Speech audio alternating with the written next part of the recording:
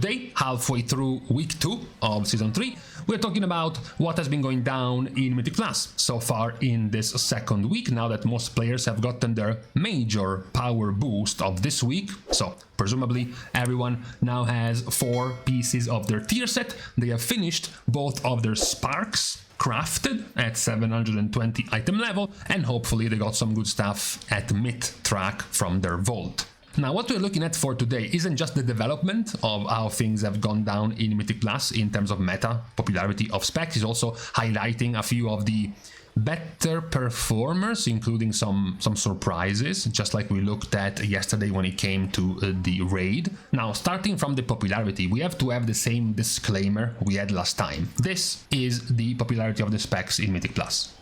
However, just like we said last time, look at specs like Ret, look at specs like Marksmanship, very meta, very popular.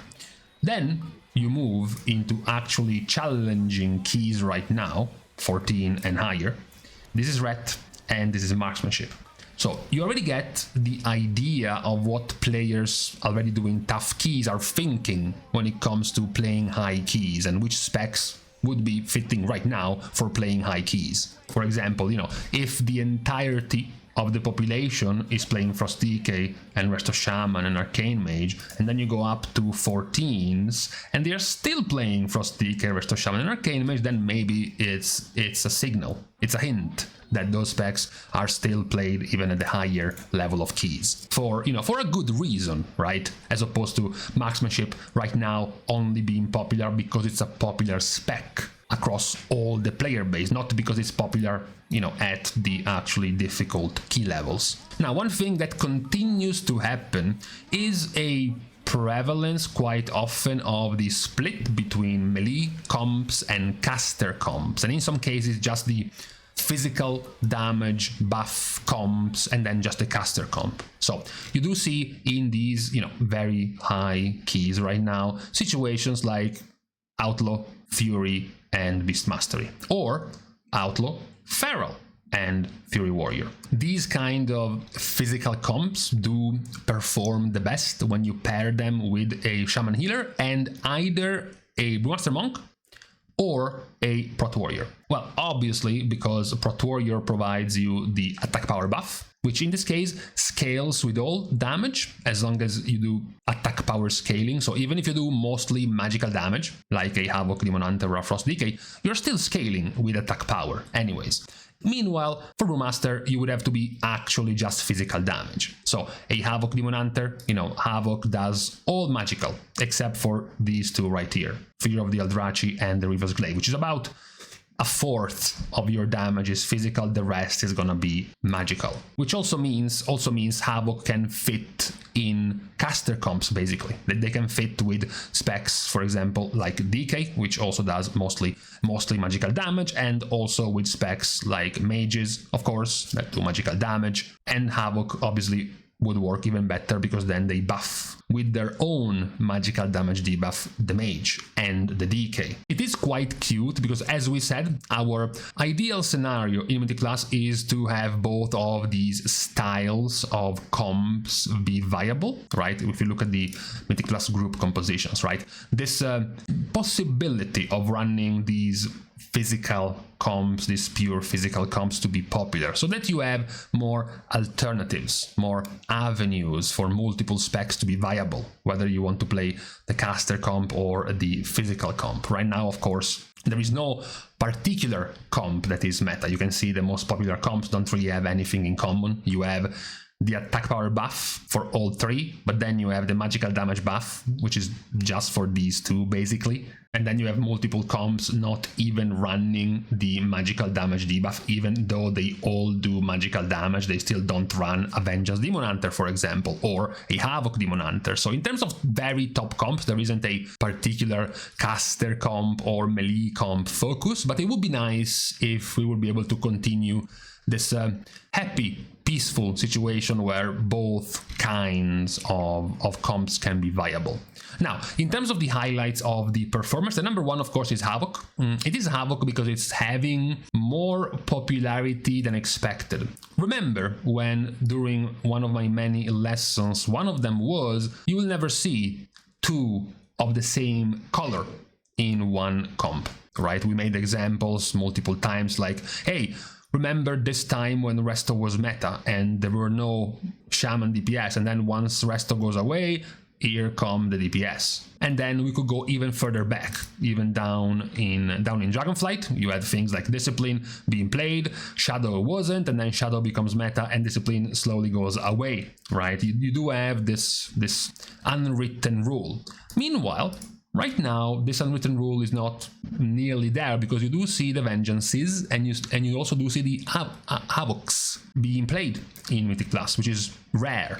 Havoc right now does have one of the very powerful tools that other specs have already been doing, and the reason why they have been meta for a long time, like Arcane Mages, right? One of the reasons why we have seen in the last season Arcane Mage being so popular was because, generally speaking, when you were doing a mega pull, right, 1 minute 20 pull first pack, getting past almost 20 million DPS, the 2 AoE specs, you look at the damage of the mini-boss, for example, and Arcane was matching their damage despite the fact that their overall damage was super poor.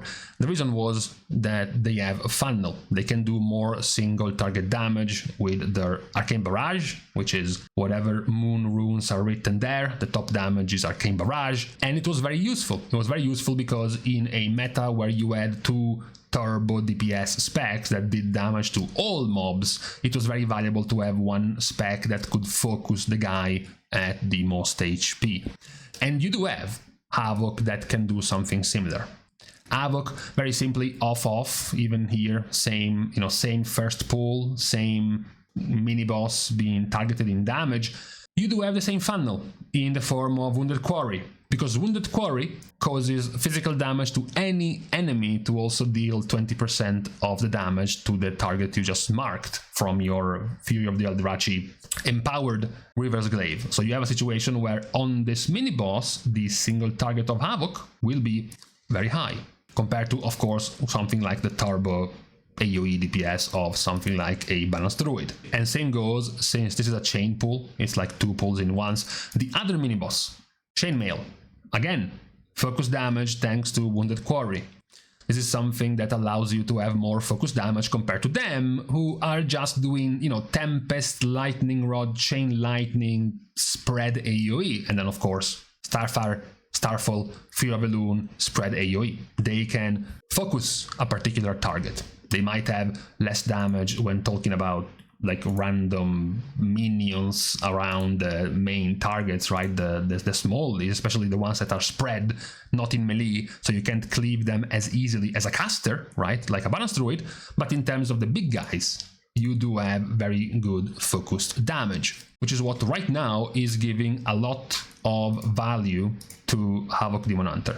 They are, keeping up in terms of overall damage. They're still not expected to beat some of the top AoE specs because they still lose out in the end, even in terms of overall DPS. They've still been doing very well regardless, but we're going to look into this soon with Outlaw. We are seeing rogues also being quite popular. It doesn't look like they are popular, because when we look at the graphs here, you see here and then these two here, right? And then you look at the meta and you see them all split. But once you put them all together, once you make them a single entity, they are a pretty chunky part of the compositions, right? Because especially here in the 14 and up. If you added Outlaw and Sub to Assassination, Assassination would be here. Would be the 3rd most played DPS. Even if you looked, for example, at the most popular comps at very high keys, that's a rogue, and that's a rogue, and that's a rogue. Now you can see that at very high level, and that's the next highlight we are talking about, Assassination is picked more than the others. But let's go back here, and let's go back here, and let's go back here. Assassination is much worse, though, than Sub and Outlaw, so why are they being played over these two? Well, these two still do very good things. This is Outlaw. We have been picking Outlaw and then Sub and then Assassination in practically the same key, the same key level, the same pool, right?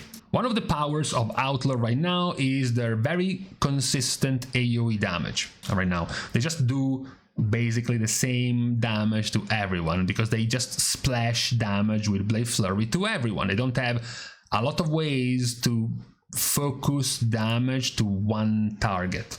This is, for example, Chainmail, the same mini-boss we talked about for Havoc Demon Hunter, which was this one, and this was the damage of Havoc. Compared, Outlaw doesn't have nearly the same value of, for example, Assassination, because they just do turbo AoE. You know, throughout the whole key is very visible.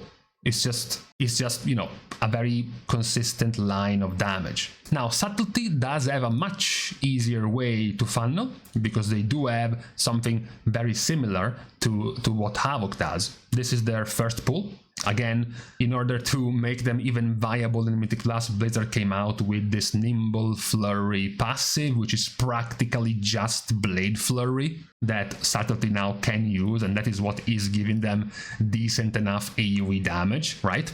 And though, when you go in the same, you know, in the same first pool, the same mini-boss, a lot of their damage, when you look at the comparison to the rest of their group and why they are the highest, is because despite their AoE damage they are doing, their coup de grace, which is just their eviscerate really, is still dunked on that main target. So all of the excess of combo points they are generating, the very high amount of combo points they are generating, the extra amount they can generate with Shuriken Storm, since they can get 1 combo point per target hit.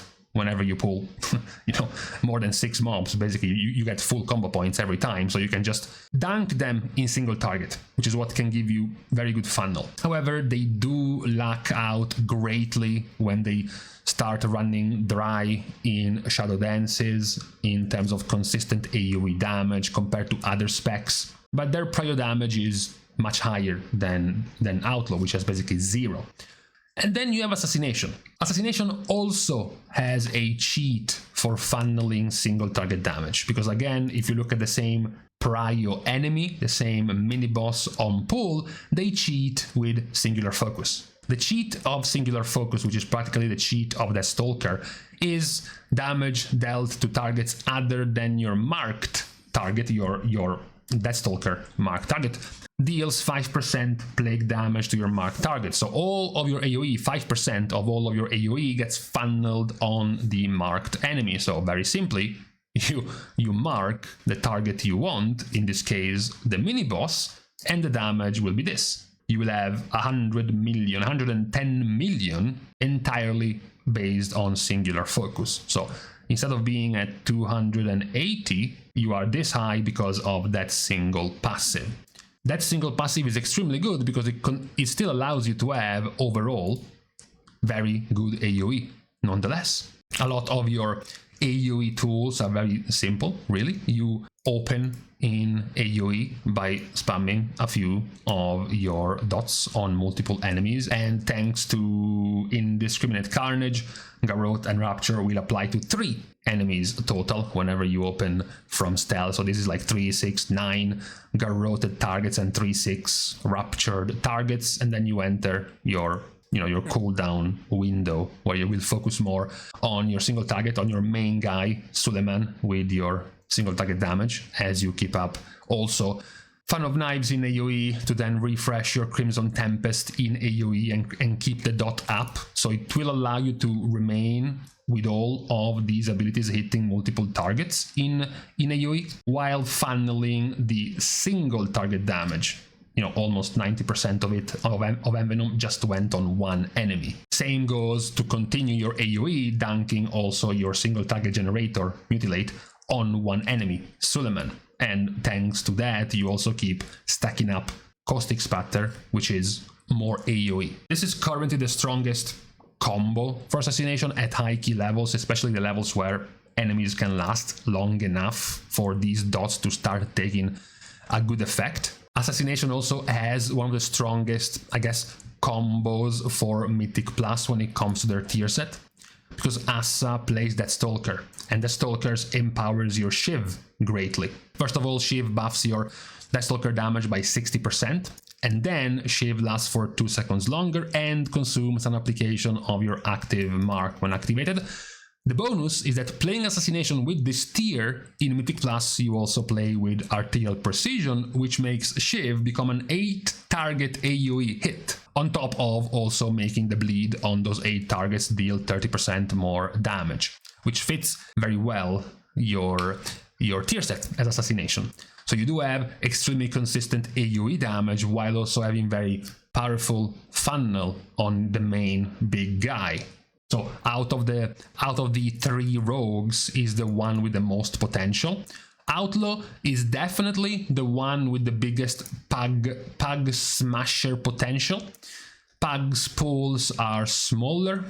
Pug pools are less affected by target caps because you don't pool nearly as big. Outlaw is tragically target capped on their blade flurry, so the smaller you pull, the more powerful Outlaw will look, and then the wider you pull, the more powerful Assassination is in comparison to Outlaw, whereas Sub is just firmly in the middle. So it is likely that if it keeps going higher in keys and getting more competitive and one rogue were to survive in terms of options, Assassination would be the default option for groups, which is what has been right now still in terms of high key runs. Assassination is the one pick of choice for rogues. I thought it was good to talk about them right now because, most of the attention was going on specs like Frost, on specs like Arcane, even on other specs like Resto Shaman and Vengeance expected to be meta, so talking about Havoc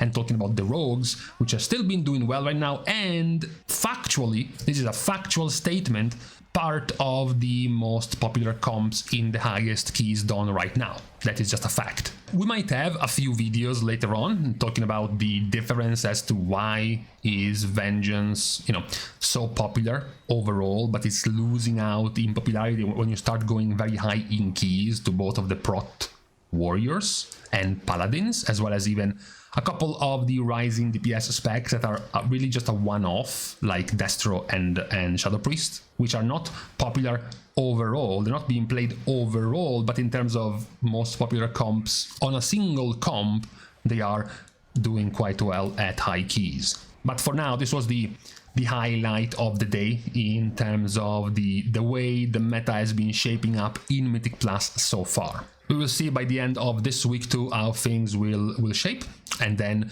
draw some more conclusions on the development of the picks of the specs in Mythic Plus. But for today though, on this Saturday, this is all we had to recap when it comes to Mythic Plus. So with this out of the way, we can now start by leaving each other, by thanking everyone for having watched the video, together with of course everyone else who's been supporting completely for free by liking and commenting down below, as well as subscribing to the channel itself. Now, with these things out of the way, thank you guys again for watching. See you guys tomorrow, and in the meantime, going back to the old traditions, a pizza on Saturday. It's always an oldie but a goodie.